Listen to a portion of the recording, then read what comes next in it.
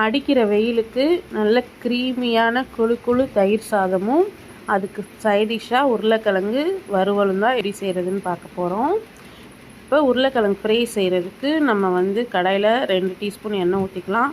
அதில் 1 டீஸ்பூன் கடுகு உளுத்தம்பருப்பு, 1 டேபிள் ஸ்பூன் கடலைப்பருப்பு, 1 கொத்து கருவேப்பிலை, ஒரு 10 பல் பூண்டை தோலோடு இடித்து சேர்த்துக்கோங்க. சேர்த்துட்டு நான் ஒரு 1/2 கிலோ உருளைக்கிழங்கு கட் பண்ணி வச்சுருக்கேன் பொடியாக. அதையும் சேர்த்துட்டு வீட்டில் அரைச்ச குழம்பு மிளகாத்தூள் ஒரு 2 டேபிள் ஸ்பூன் அளவு சேர்த்துட்டு 1/2 டீஸ்பூன் தனி மிளகாத்தூள், தேவையான அளவு உப்பு சேர்த்துட்டு நல்லா கலந்து விட்டுட்டு அடுப்பை சிம்மில் வச்சு விடுங்க. அது ஒரு பக்கம் வெந்துட்டுருக்கட்டும்.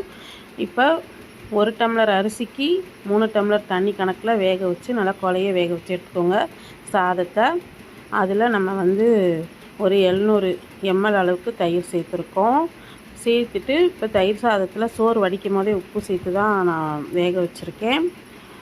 இருந்தாலும் இன்னும் கொஞ்சம் உப்பு சேர்த்துக்கலாம் நம்ம தயிர் சேர்த்துருக்கிறதுனால. அப்புறம் அதே அளவுக்குல பாதி அளவுக்கு தண்ணி சேர்த்துக்கலாம். ஒரு 400 ml அளவுக்கு தண்ணி சேர்த்துக்கோங்க. சேர்த்துட்டு நல்லா கலந்துட்டு ஒரு கைப்பிடி அளவுக்கு காஞ்ச திராட்சை, அப்புறம் கொத்தமல்லி தழை கட் பண்ணி சேர்த்துக்கோங்க. அப்புறம் ஒரு கடாயில் ஒரு 2 டீஸ்பூன் அளவுக்கு எண்ணெய் ஊற்றிட்டு கடுகு, உளுந்து, கடலைப்பருப்பு, பச்சை மிளகா, கருவேப்பிலை, கொஞ்சம் பெருங்காயத்தூள் இதெல்லாம் நல்லா ஃப்ரை பண்ணிவிட்டு சேர்த்துட்டு நல்லா கலந்து விடுங்க. உங்கள்கிட்ட மாதுளம்பழம், பச்சை திராட்சை அதெல்லாம் இருந்தால் கூட நீங்கள் எக்ஸ்ட்ரா ஆட் பண்ணிக்கலாம். இந்த தயிர் சாதம் நல்லா க்ரீமியாக சூப்பராக இருக்கும் சாப்பிட்றதுக்கு. இப்போ நம்ம உருளைக்கிழங்கும் நல்லா ஃப்ரை ஆகி வந்துருச்சு, நல்லா வெந்தும் வந்துருச்சு. உங்களுக்கு பார்த்தாலே தெரியும். நல்லா இளஞ்சூடான தயிர் சாதத்துக்கு கூட இந்த நல்ல காரசாரமான உருளைக்கிழங்கு வச்சு சர்வ் பண்ணுங்கள்.